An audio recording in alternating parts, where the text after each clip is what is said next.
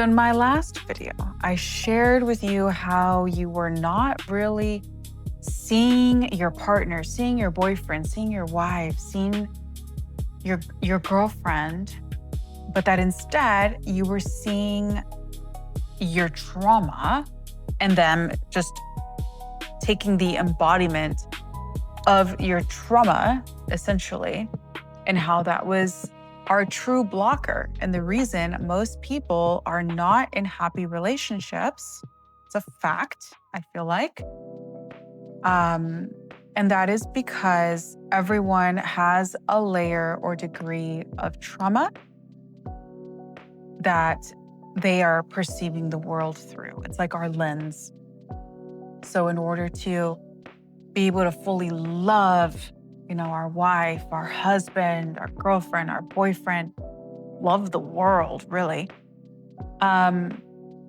you have to deal with your past. And it can be very uncomfortable, very uncomfortable. And there may be a lot of stigma around it too. And, oh, you're so emotional, or I don't know. But the point is, I was fortunate enough to have had the opportunity to take plant medicine, you could say, called Ibogaine or Iboga. Actually, Joe Rogan recently was in the White House. I'm going to have it inserted here in a moment. But Joe Rogan was in the White House advocating for Ibogaine to President Trump as a way to help people with PTSD, veterans, drug addicts heal and be able to recover from addiction or severe trauma, PTSD. And there are many, many recorded case studies. You can't argue with someone's life, right? Like their very testimony is the witness. So it's very powerful, powerful stuff that I took. This was about, man, time flies. I think like three years ago now, almost 4 years now, 3.5 years ago, that I took my first dose of Iboga in Chiang Mai. And it was he would allow me to share a little bit about myself. It was a really, really hard, intense time in my life where my father had just passed away from cancer in the most visceral, ugly way possible. I watched this man die before my very eyes. And there was a lot of unresolved pain and things that had happened. Just even information, there were facts I didn't know that I found out later. After his death, there was a lot of unresolved issues with my father when he passed. Mind you, he was also one of my best friends before he died. So I mean, no disrespect, and actually find it sometimes a little tricky to talk about him because so much of what I went through in my life and who I became and what I did was because of him, because he wasn't the father I needed him to be, though I was always fiercely independent and fearless. So I was just off on my own, doing my own thing anyway. But yeah, it would have been great to have had a father that was at least there, at least financially stable and able to help me. And he wasn't that father, though he did believe in me profoundly, which actually fed my spirit so much. I think a father's love and appreciation and words of encouragement and affirmation to his children is literally priceless. There's no price tag on that. And I think that we have a society, we have so many people in the world that are hurt and trying to just grapple with reality and do the best they can and, not be a victim mentality and sorry for themselves. So everyone's just trying to man up. But the thing is, so many people in the world did not have a solid father figure in their life, and they suffer as a consequence and have to figure out what that even looks like, and how to be that for their own kids. So anyway, long story short, my father passed away, my company dissolved. I had invested so much money into my company in the last crypto bull run, because I'm also in crypto. Some of you may know, I was the CMO and one of the founding members of this big launch pad, second largest launch pad in crypto last bull run. was working like crazy, making tons of money and, to invest in myself later. So anyway, fast forward in time and like my dad dies and like my whole family had come over to Thailand. I wasn't even able to spend time with them because I've been working all the time. And then he passes away, my company dissolves. And somebody once told me, like, when you have death in the family, there's often like a ripple effect, a ricochet effect of death or ends in your world and also rebirths, right? Because with death comes a rebirth. So it's a huge opportunity too, when you're going through destruction in your life somehow, to realize that you're actually about to go through a metamorphosis. As long as you're aware of that, you can embrace it and realize, like, wow, I'm transforming right now. And I've gone through, I think, about 6 or 7 of these in my life already. But this was intense because it's like one of your parents passing away. So I didn't want to, so my birthday was coming up, all these things had just happened, and I didn't want to celebrate because I was like, there's nothing to celebrate here. Look at me, and I broke out with hives. My skin, I was covered in hives for 3 months. I was scratching myself. I have long nails, natural long nails, and I had to cut them off because I was like shredding my skin. So I had to wear long sleeves and couldn't be in the sun. I couldn't be in the water. I couldn't do anything. Salary helped. Salary took like 80% of it away, but there was like a 20% that was like unbearable. And so my love, Kyle, my boyfriend at the time of like 3-4 years, said, okay, like he did some research and it's incredible that he was inspired, that God inspired him, the universe inspired him to look this up for me because I wouldn't have even known where to turn. But he found this shaman or facilitator in north of Chiang Mai. And I'm not telling you to go do this, mind you, okay? I'm just telling you what I did because I am a believer. I'm a Christian, but not in a religious way, in a real, true way. Like I have an actual visceral relationship with God. And I love him so much. So at the time I wasn't though. And 'cause I was just too wrapped up with pain. So anyway, I'm not encouraging you to go do this, but if done in like a medical clinical way, which is how I did it the second time in the testimonial you're about to see, my story. I'm actually recording and telling you my experience of the first time that was super hardcore. I recount this experience in Mexico when I do it for the second time. So that's what you're about to see.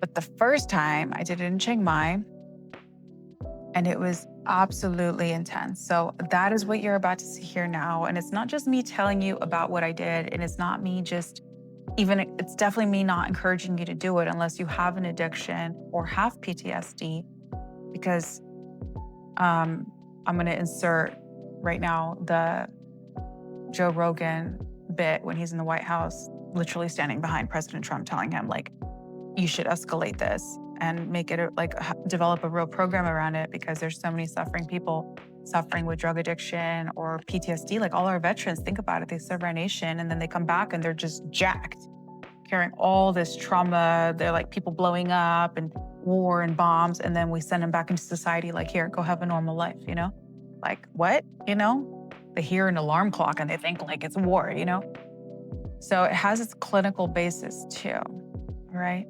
So anyway, but what I'm trying to say is I'm not just sharing my testimonial with you, and I'm not telling you to do it, though I think it could be a good idea if you need it from a clinical standpoint. I'm sharing this with you because it was my way of confronting my past, because enough was enough. Enough was enough. I wasn't living, I wasn't enjoying, I was just walking around in pain all the time.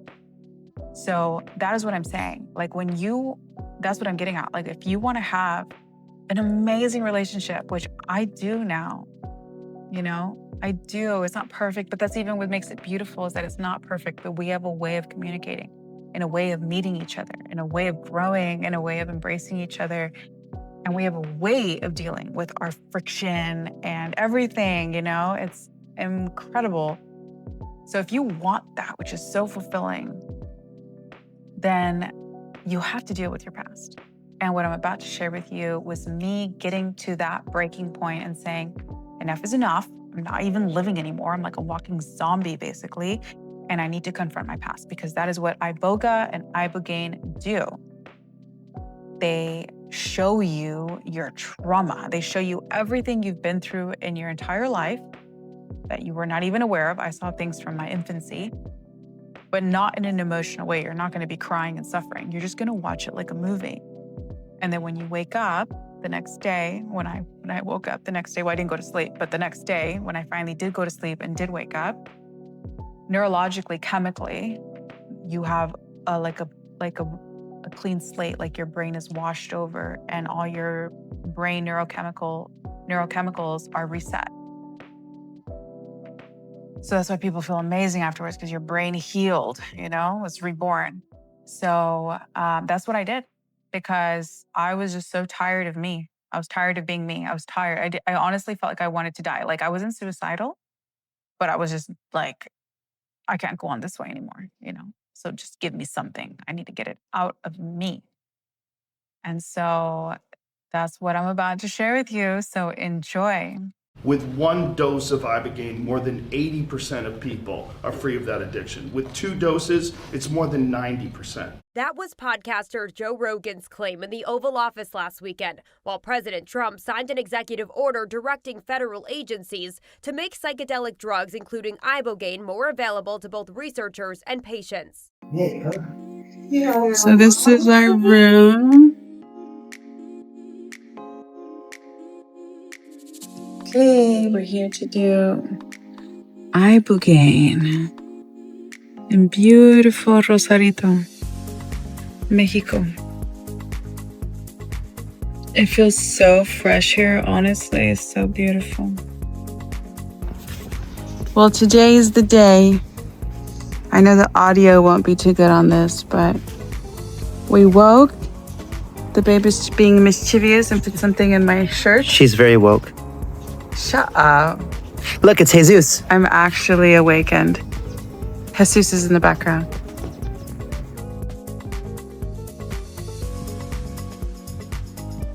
Anyways, we are off to go find breakfast. Chef is everything, right, babe? That's right.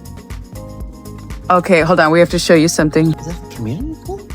You see the water fountain? There's a steam room. They were partying all night.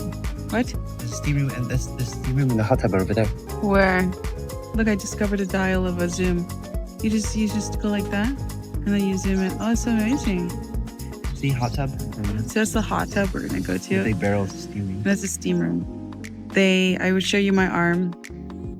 They took our blood like 7:30 this morning, like boom, boom, boom, boom, boom on our door. We'd only been sleeping a few hours because, of course, we're night owls. 6 hours. Now we're ready for... These are our nurses. Hello. Hola. And then where's Jonathan? Here's Jonathan. You can't see him, but he's very good at IVs. We're gonna go eat breakfast. I guess he is like the best chef ever. And we're making friends everywhere, so let's go. Guys, and this is Pancho. Pancho, you baby. Yeah, he's here. Pancho, are you a baby? Hi. Pancho, baby. So one of the amazing courtesies of being here, our delicious food, our delicious chef. So he's finding delicious hot sauce. Oh, So funny. Dave's is nice too. A few moments later. Look. We look hideous.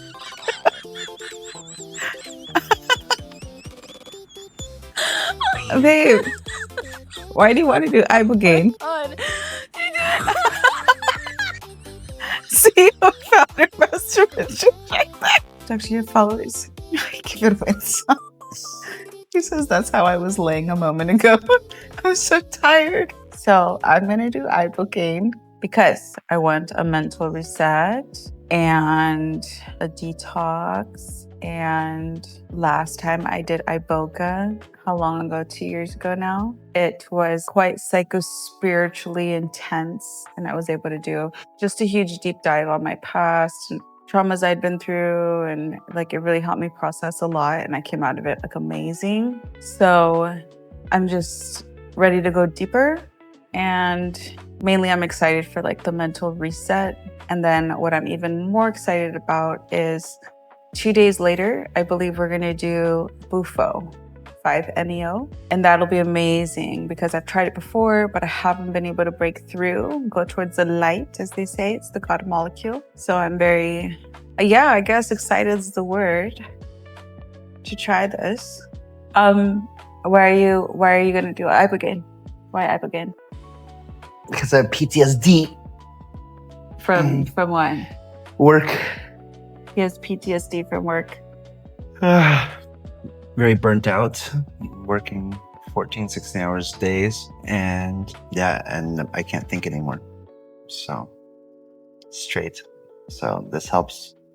This will be the third time I've done it. Every time I come out of this thing, I'm feeling like $1,000,000. Super clear-headed, energized, refreshed, super clear, sharp. So that's why. And we were in the vicinity because in California, so we were kind of close by. That's why. And then we're getting hooked up. Juiced up with our IV bags. I would turn the camera. Let's see if I can turn the camera to see our IVs. I just turned mine on accelerator mode. You did? Mm-hmm. Oh, no wonder, because mine's like... Yours is still full. This is usually how it goes for us, though. It's not turning. There you go. So we start at 9 p.m. and they want to separate us, but we're trying to ask them if we can please do it in the same bed. We just had our last meal. And now we've just been sleeping. Well, I've been sleeping, and that's it. All right, so Kyle is doing his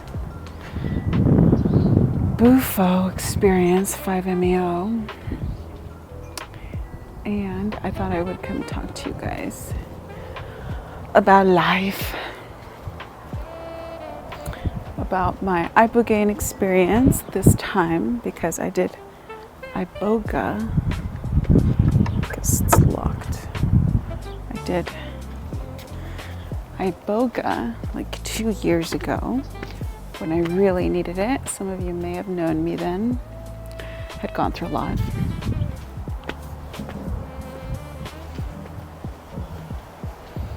Let me show you where I'm walking, guys. It's literally coastal paradise. And we have all this cactus, which is amazing. But okay, let's keep going. I'm gonna take you through the most beautiful little journey through their garden. So I did Iboga 2 years ago, and I've made a video on it before, but I feel like it's so melodramatic. I don't end up feeling like I want to share it. Check out where I am. It's so beautiful. Literally just deserves its own video. Stunning.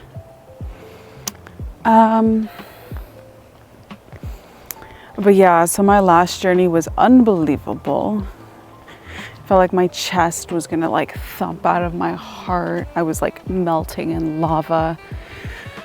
I felt like my heart was trying to like get set free.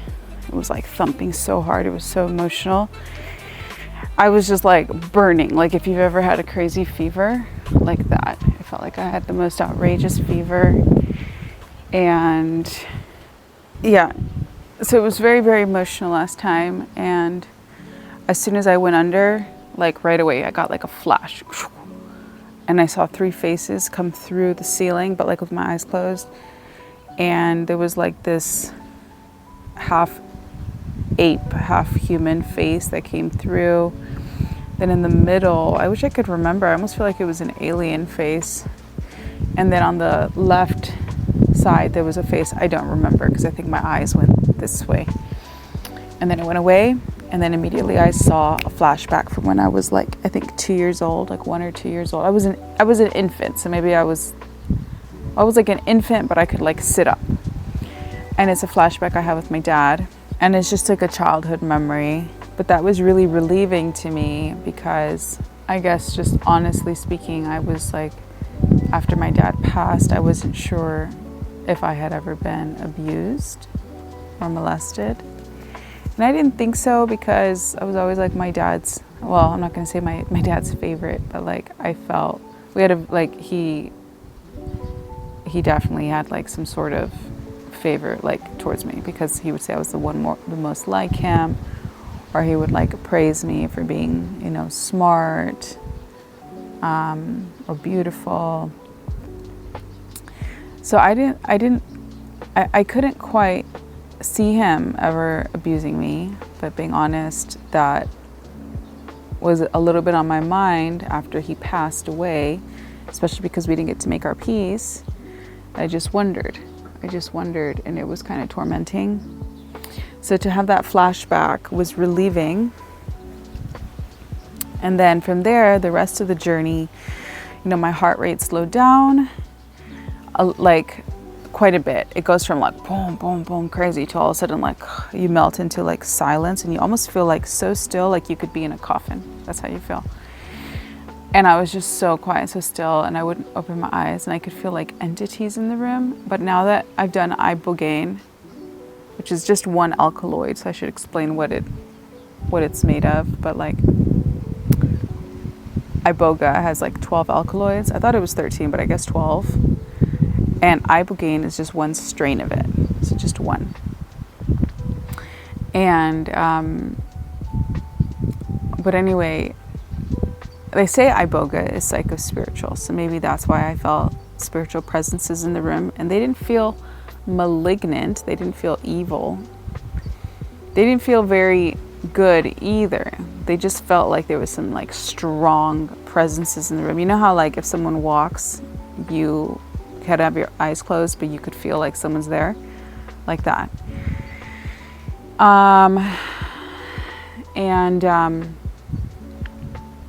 Anyway, I ended up saying like every experience, it was just like flashes with like lights, almost like stick figure drawings in front of me. It's cold out here a little bit, so I'm wearing this blankie. So every time like it would come and go. Almost like if you were to look at a bright light and then you look away, how you would see some like white spots, bright spots, a little bit like that, but in figurines. And they were like characters and interacting. And sometimes they were me, sometimes they were other people in my life that I had completely forgotten about. And they were just experiences of like when certain interactions happened that had like either hurt me or I hurt them without knowing. And this goes on for like 12, 14 hours. Through that journey, once I realize I'm on like the other side, that's how it feels like you're in the past life, like you're in the underworld is almost how you feel.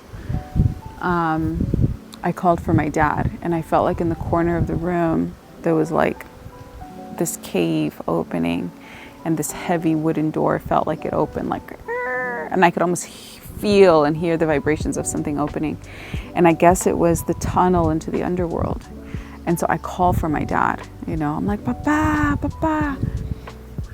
And there's no answer. I keep calling for him, nothing. And then I'm mad, you know, like I leave it alone and I just keep having visions and I'm mad. And then I get a weird vibe from the facilitator. I could feel the facilitator staring at me. So it gets me scared. And so you're not supposed to get up because it's actually quite debilitating. You can't really feel your motor skills very well. You're very shaky if you try to go to the bathroom. And he had unplugged the phone so that like no one would interrupt. But I felt, I guess, because of my past and stuff, like I felt in danger. You know, I'm in this room with this man and I am like under the influence and I didn't feel safe because I could feel him staring at me. And so as soon as I get up, I'm like, I need it, like, where's Kyle? Like, I need to call Kyle. He gets up and he's like, why? You're okay, you can't call him. And I was like, yeah, I don't know what he asked me, some question. Like, I think I told him that I could feel him. staring at me or something. And he was like, okay, okay, okay. Like at first he denied it. And then as soon as I called it out, he was like, okay, okay. He goes, you're hypersensitive. And then I was like, you see, like he validated that I was right. I had my eyes closed, but I could feel him, which is inappropriate from a facilitator, you know? And this is why actually we were watching a documentary that said like in ratio proportions, like men do this, like I think two to three times more than women do this.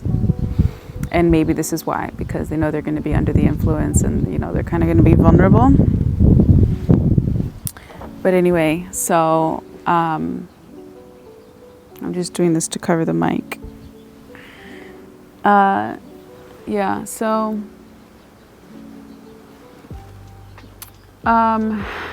then I call for Kyle, and Kyle comes over into the room, and it made me feel so good to see him. And he's always so happy, you know.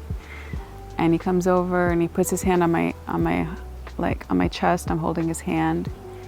And then I tell him that I called for Papa, like I called for my dad, and he didn't come. And I was so mad. I was like boiling still in like this hot lava feeling.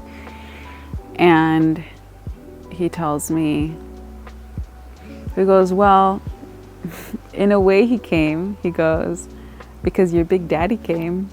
And I just started laughing so hard because, you know, it's so typical of him to say something like that. Like inappropriate in the moment, but it makes you laugh. And so then he left. I felt better, brought some order into the room.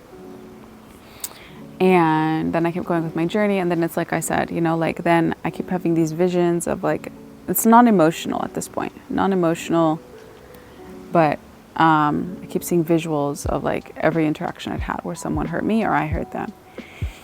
And it's just objective. You're just taking it in, taking it in. And then all of a sudden I look to the cave again. And I'm like, Papa, Papa, you know, I'm calling for him. And I realize he can't hear me. So I think maybe he's locked in like a solitary confinement or something because he's been extra naughty in his life, you know.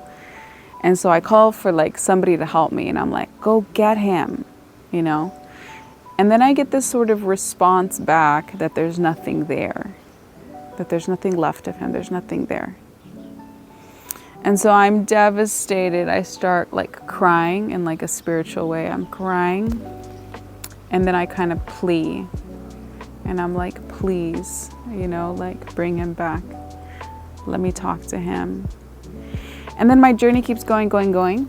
And then all of a sudden, out of like the corner of my peripheral and like the spiritual, I see this coffin cough up, like whoosh, boom, into the side of the room. I can feel the vibrations. And I turn, and there's this like coffin on the ground, and I know it's his somehow. And it opens. I can even hear the vibrations. It's like, and it opens. And then I look inside, and there's nothing in there. There's just ashes because he was cremated. So I don't know what implication that has in the afterlife, but there's just ashes. And I just start crying and panicking, and somehow I have a mold of a skeleton next to me, and I start like I don't know if it's with my tears or somehow I'm making clay out of his ashes, and I start packing the skeleton, and I'm reshaping the skeleton, and then I put it back in the coffin, and I close it, and then I go, somehow I'm back to my bed, and I keep having these visions as I had been having. And then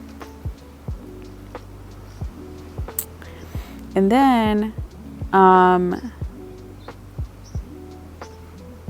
visions, and then all of a sudden, from the corner of my peripheral again, it opens, the coffin, and my dad sits up. He sits up in the coffin, and he has like ash falling down his face, and his little skinny arms, and they just reach for me, and they're like, Iha, Iha, because he considered me like his best friend. He used to tell me that, like I was one of his only, like I was like his best friend. And that he could talk to me is what he would say, that I understood him. That's what he would tell me before he died, like years and years, you know, before he died. We established a friendship. And then I reached for him too, and I was just crying, and I was like, Papa, like, te amo, te perdono, and like, I'm sorry. And we were both just reaching for each other. We never hugged or anything, so it was just reaching from across the room. And then that was it. And then he like kind of, I don't know, disappeared and like went away. And then at this point, like the visions are ending, and I all of a sudden have a voice in my head that says, cut the cord, cut the family cord. There's a lot of like abuse on that side and trauma and things that had happened, like a lot generationally on that side, on my dad's side.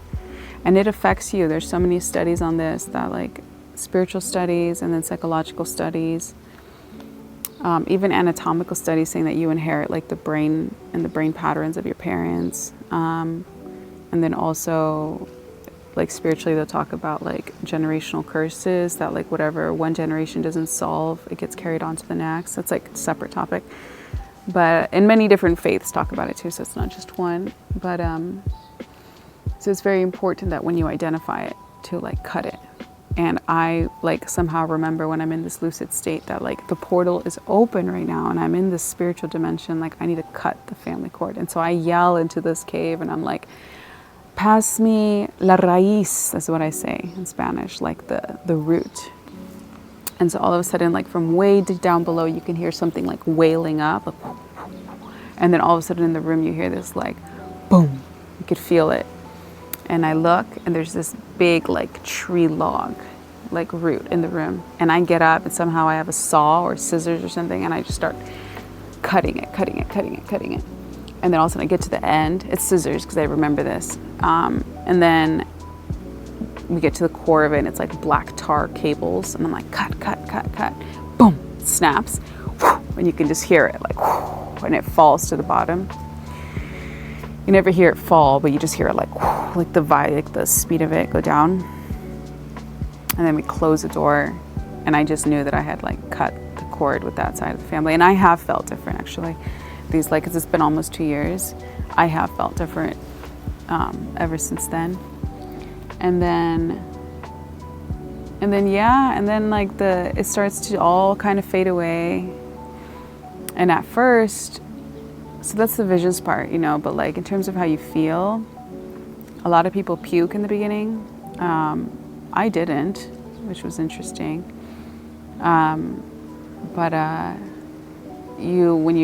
You're very wobbly and like shaky, and then towards the end like you can start to walk. So anyway, it's over and I walk back to our room because our rooms were like next to each other. There was like the journey room. It was like on the corner of the building of this beautiful resort in Chiang Mai, and then our room was next door. So I go back and then you're lucid for like 24 hours. You can't sleep, you can kind of sleep, you're kind of in a dream state, and it's called the gray day. And you're supposed to go through it, right? Just drink a lot of water.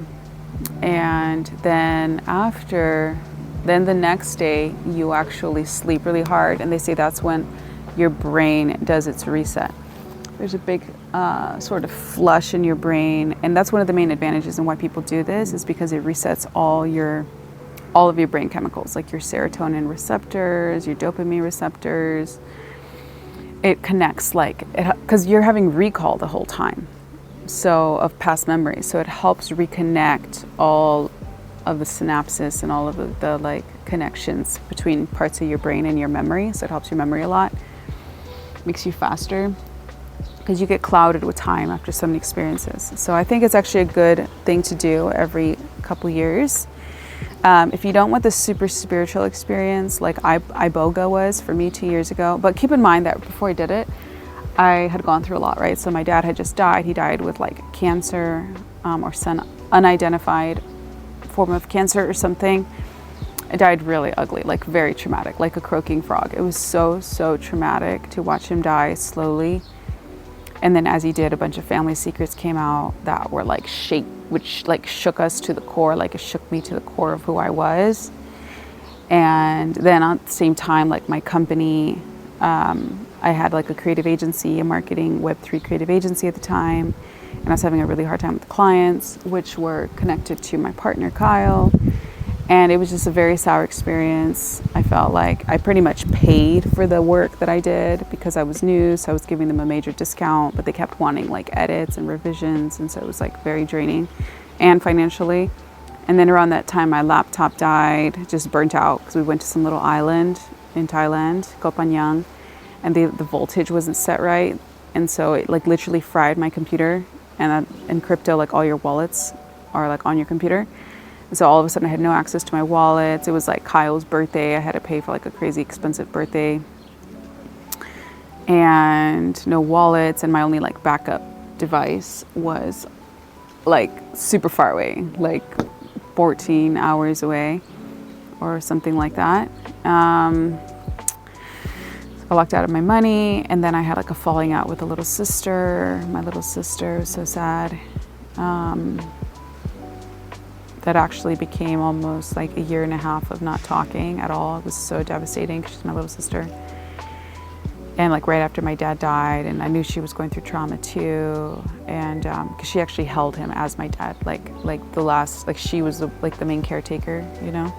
I mean, we all did in different ways. Like I helped pay for all the medicine and all the nurses at home and everything, but like she gave her time and her presence, and that must have been so hard. So anyway, she, yeah. So I was going through a lot. I broke out with crazy rashes. I had like rashes all over my body, and I was like shredding my skin. I had to cut my nails because I kept scratching myself so bad. And nothing would take it away. I saw every form of doctor. Well, not every form of doctor to be dramatic, but like I saw, I think like 2 doctors, and they did blood tests on me and everything. And I had no allergies to anything, only like cockroach dust. So it's amazing. With one session of Iboga, it all went away. I think within 24 hours. I mean, through the session, I didn't scratch once. So right away through the session, it was working, because it detoxes your blood. Like they won't just say it, they won't always promote it that way, but it does. And either way, skin issues, they say, often comes from your gut, from your stomach, and unresolved emotion will manifest as skin problems. And firsthand, I can tell you that this has been true for me because I went through the experience. And right away, throughout the whole experience, I never scratched once. And I was unstoppable before. I was always like scratching my skin. I had to wear long sleeves to protect myself. And yeah, after I came out, I was a little bit more conscious. So I was a little scratching, but within 48 hours, it was completely gone, like a miracle. And then you're all glowy and happy the next day and fresh, and you feel like a child, and it's amazing. And yeah, you stay that way for several months, like 2-3 months. And it gives you space. Like it helps you get over like triggers and addictions, sometimes addictions to feelings, right? And for me, it was insecurity. I was like really insecure for some reason, and it just kind of brought in some space between me and my thoughts and my immediate natural previous reactions. And it gives you this time and space to like make a new decision, like decide you want to feel different. You actually feel like you can feel different if you want to. You know how normally you can't? After you do this, it actually creates some space because all your neurochemicals were reset. So it's not so much a spiritual thing, but it's like a chemical thing. Amazing. And yeah, it's been an amazing time ever since then. I felt like my brain came back because I've been through a lot of trauma. Like forget my dad and what I just told you, but like a lot of stuff I had been throughout my life because I left home so young at 15 and was kind of on my own and fending by myself and fearless, but still encountering evil people along the way. And lessons, right? Just lessons. So, amazing. Well, anyway, fast forward to yesterday, or the night before last, so 2 nights ago. We're here in gorgeous Rosarito, Mexico. At a facility called Experience Ibogaine. It says it's in Tijuana, but it's in Rosarito.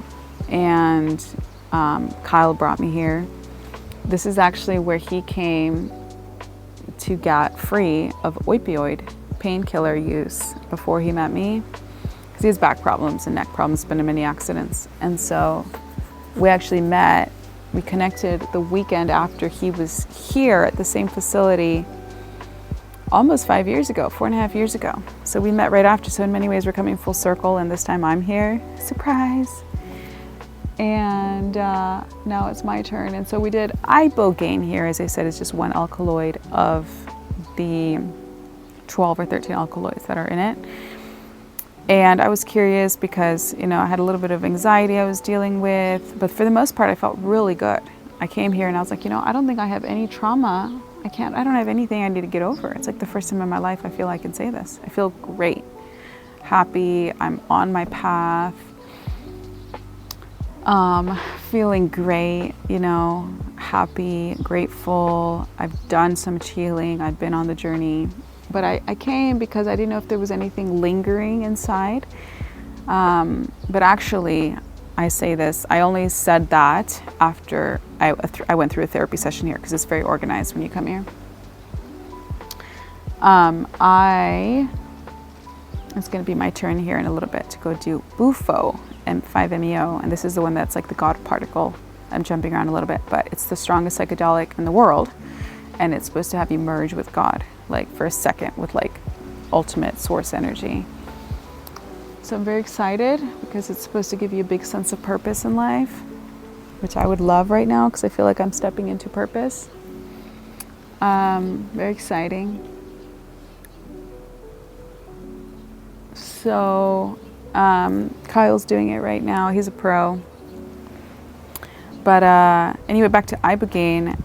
I mainly just wanted the neurochemical reset. I just wanted my brain like just like a little reset, just to feel like nice and sharp again, which I already feel sharp, but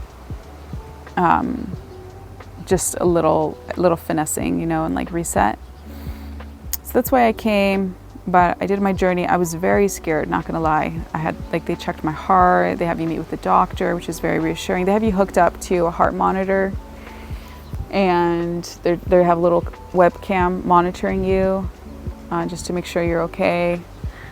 And the nurses check on you every 30 minutes or so, or like every hour or two, just to make sure you're okay. And it's very professional, and I have felt wonderful here. I completely recommend this place. Wonderful. Every person, you can kind of see in their eyes and in the way they are, like this is important to them. They're fully present, and they're professional, but you can tell like this is meaningful to them and why they're doing it. Wonderful experience, and very peaceful here, as I showed you. So I did my Ibogaine experience. It was very different. They give it to you in 3 doses, the handshake dose, then like a 40% or 40% dose, and then like your final 50% dose.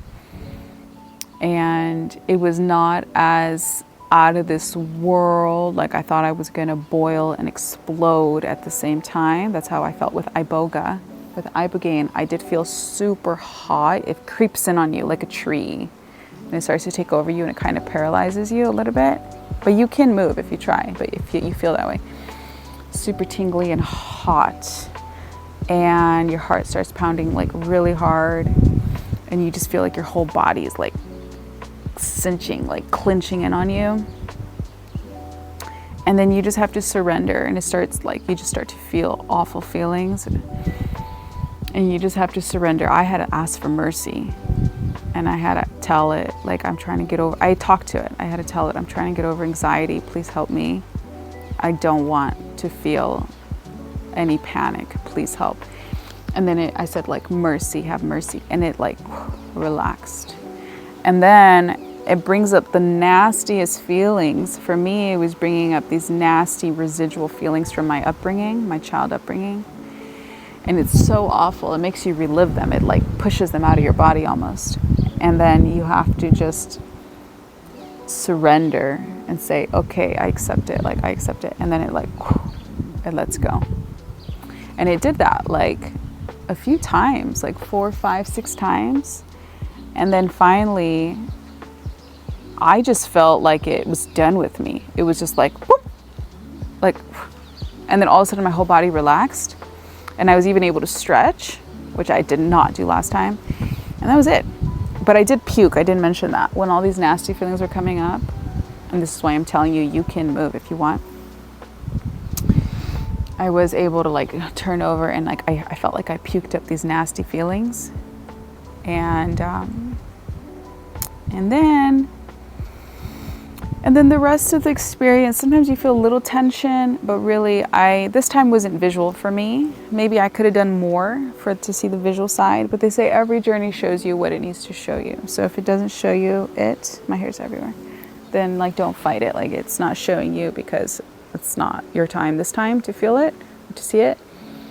And so for me, I just had feelings come up and memories, but in my head, like with my eyes closed. No colors this time, no visuals, just memory recall. Like I could see people's faces again. I could see interactions, catch little nuances in moments. And it just went on and on and on and on and on. I think like one of the big takeaways was in the beginning, when I was like all this nasty feeling from like my upbringing came up and I was able to puke it out. That was like the most impactful. And then also being able to relive and feel the pain of having to leave my dog behind, Bojest. I felt so much pain in my heart, and I relived the moment when I had to leave him. And I just cried, and I just held my heart and I just cried. I was just so sorry that I had to leave him, you know, when I went to Thailand. But then as I was saying I was sorry, I could see him and how happy he was in his life now. He's on this big, gorgeous piece of property in Dallas or somewhere. And he has a mate now, a partner, Bouvier's. He was a Bouvier. They're supposed to mate. They're supposed to mate for life. They're supposed to have a partner. And I always wanted that for him. I used to wish it sometimes for him when we would go to a big pasture, or I'd take him always on these runs. And now he has that. So then it's like the medicine showed me that I actually did what was best for him, and that was love. You know, it was painful, but I took him. I released him and I allowed him to find his home, his forever home. So that brought peace to me, but I was able to get it out of me because I don't think I had ever fully processed that pain, and it was just in me. It's like losing a child, you know? And he was big, like a child, like a person. And then I was also able to see my family. I was able to see my little sister. And I was able to see what she went through when we had our little falling out, like 2 years ago, before I did Iboga the first time. So it gave me perspective.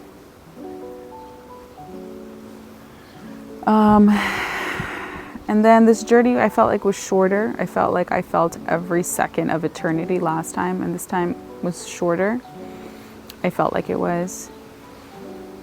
And I also felt it's because I had already done so much work, so it didn't have so much to show me. It was more like it did show me a lot. It did, you know, but it also like let me go sooner. And then that was it. And then I just laid there and I just had all these thoughts come up. And I processed my relationship with Kyle too, because it's been a long journey, as everyone here in a relationship would know. And there was like little moments and feelings of things that hurt my feelings, things that I thought were not right in our relationship that I guess I had not let go of. I'm just being super transparent here. And so it brought them up again. It showed them to me, you know? And I felt like that was so good for me because I had been wanting to forgive him and just move on, because I felt like we are in a completely different place now. We're like a completely different couple. We're different people. We've both grown so much and done so many journeys to help us heal. And we have really good communication now. But it's really hard to actually move on unless you can remember everything you're moving on from. You know, it's kind of hard to do like a blanket, I forgive you, you know? And so I'm really grateful for all the nasty feelings that came up and hurtful feelings that came up, as horrible and painful as they were, because now I could I relived each emotion and I let go of each emotion. And sometimes it was a battle. Sometimes I wasn't ready to let go. Sometimes I would relive the emotion and I was there again, you know? But it, like later in my journey, as I'd keep going, so a completely different thought would come up that would show me the other side of the coin of that previous situation that I was so mad about. And it brought in balance and perspective. So,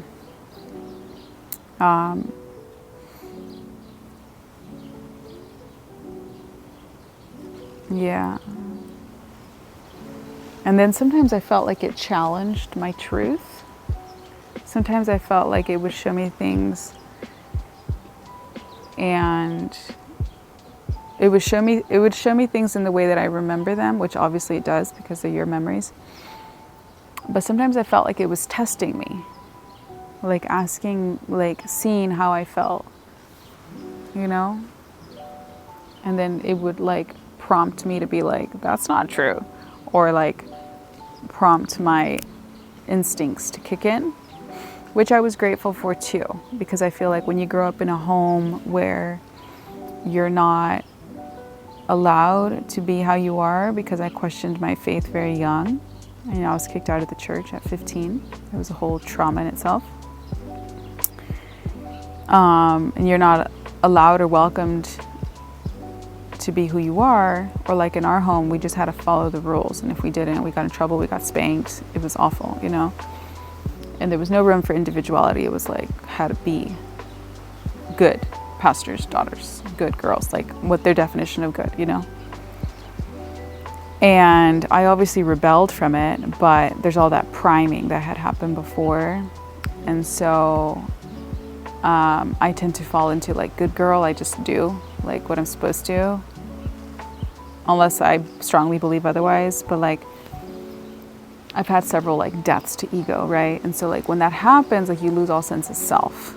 And so it's easy to default back to like your early training, I guess, maybe, is something I'm realizing now. And so what I appreciated from this journey is that it challenged and showed me who I was, because it would trigger me, it would antagonize me to have to be like no, or like yes, or like stand up for myself and be like, I don't care, like this is not what I agree with, it's not what I'm going to stand for.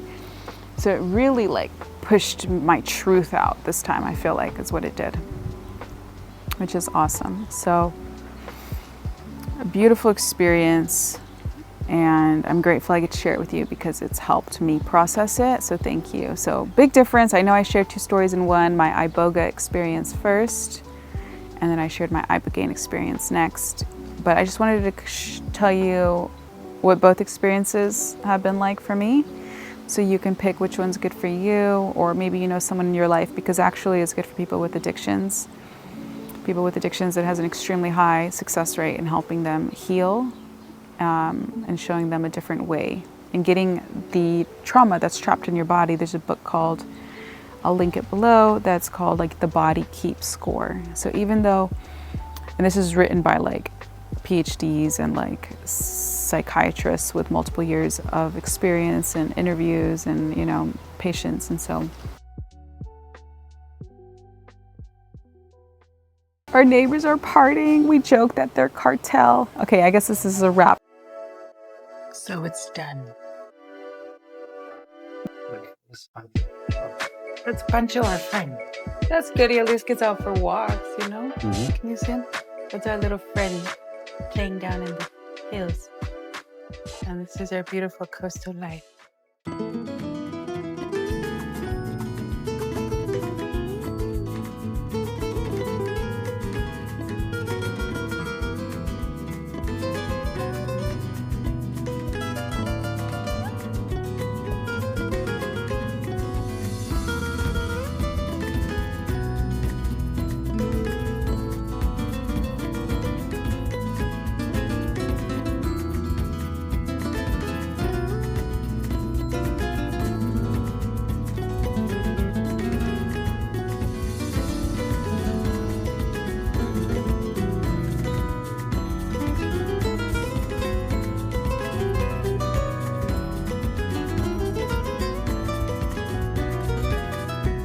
Got this view.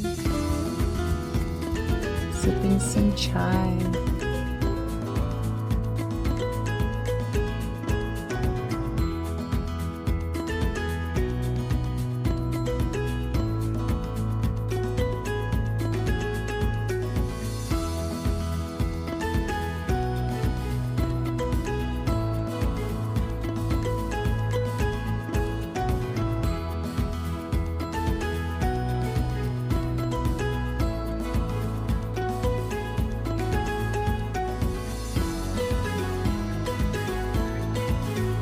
That's our manager here. Look at these flowers. All right, guys, off I go. Huh? This is how I walk into. And so it's done. We go home. Right, babe? Right, babe? Just kidding. We go to Wine Valley. Pancho, Papa. Where is it, Pancho? Pancho. Pancho. Hi, baby. Hi, Papa. Are you the little house angel? Okay, guys. So now you heard it. You heard my experience and what it was like to take Iboga and Ibogaine and what I saw. And the reason I shared it with you once again was not just to share my story, okay? And definitely not, I'm not saying go take it, because I'm not gonna say fear, but I'm gonna say I have a severe healthy dose of respect for that medicine, because that's how I think of it. I think of it as a medicine.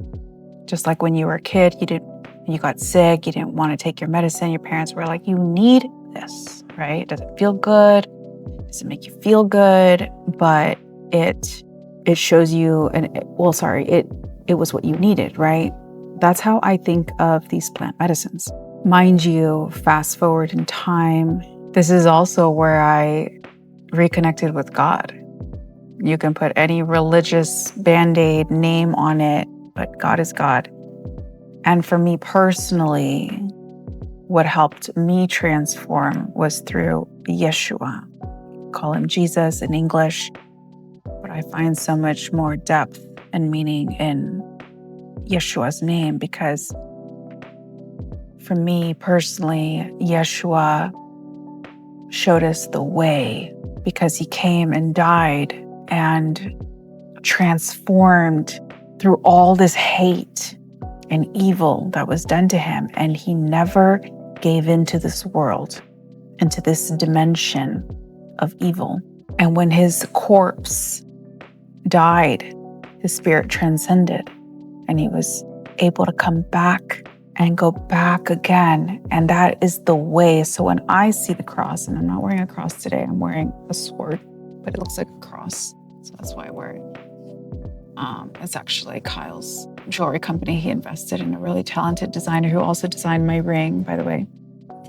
To me, that's what Yeshua represented. And it's a whole other story. I can share it if you like or want to know, but it was right after my Ibogaine experience. But that experience with Iboga in Chiang Mai was so terrifying. I felt like the underworld literally opened up and there were spirits in the room with me, walking around. I could hear them. They were making noise.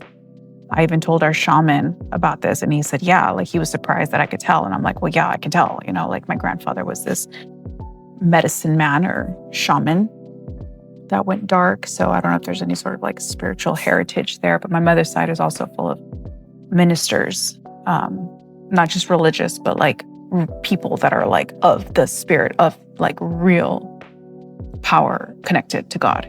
Although they are religious too, but they don't go hand in hand, I guess is what I'm saying, because I personally reject religious, how do you say it? Like religion. Every fiber in me is just like, no. But the spirit, that's different. Your relationship with the cosmos, with source, that's different to me. And Yeshua was the embodiment of God. And yes, you can say maybe he's come again and again. There's so many traditions that speak of this, you know, on how like you see it throughout multiple religions, throughout multiple, you know, historical accounts. And there's a lot of documentaries on that. I've seen them all. But I don't think that negates actually Brock Pierce. Shout out to you, Brock Pierce, if you're seeing this, who ran for president a few elections ago. A friend of ours said this and I agreed with him. And I was like, oh my goodness, somebody else speaks my same language. He said, you know, like, that's why the Christ spirit, there's nothing like, it doesn't negate that he was God. The fact that you see the same embodiment of God coming to earth, embodying like, you know, a vessel, human vessel to perform miracles, to show us a different way, and then going back to God. It doesn't negate his power or God's message of sending his spirit, his son, through and into a human to show us the way. And that's what Yeshua did. He showed us the way, how we could overcome evil, trauma, everything, and meet and connect with our source energy, the cosmos, and be totally transformed and live in that power. And I do. And Ibogaine and Iboga was the beginning of that for me. So I can talk about this more later if you want. But yeah, anyway, very, very, very powerful experience for me. I think Ibogaine or Iboga, whatever your religious beliefs, has its place if someone is dealing with severe PTSD or addictions. Whether or not you're open to God, doesn't matter. It's medicine that will show you all of your past trauma, all the ugly in you that is stuck and lodged in you. There's even a book called The Body Keeps Score. Perhaps I'll show you the book here. You may want to download it. It's written by some psychologist or some psychiatrist type of doctor, PhD person, and he shares, you know, multiple case studies and information and testimonials about people like basically like the body is the manifestation, as I think it's a Greek saying, I forget who said it, but said like as is above is below. So our bodies manifest and show what is wrong inside or in the spiritual realm, whether or not you believe in it, doesn't matter because everything is energy. And if you even look at matter closely, like it's not really matter, it's just particles, right? So even science speaks of like the unseen, right? So it's real, whether or not you believe it or give it a different name. It's just semantics. We're just arguing over words, but the essence is the same. So it's very real. And I feel like I walk and live in this dimension a lot more most of the time. And this is just my avatar, of course, like my physical embodiment, but it's not who I am. But I am here in this form. I'm sorry if this is too advanced, but it's true.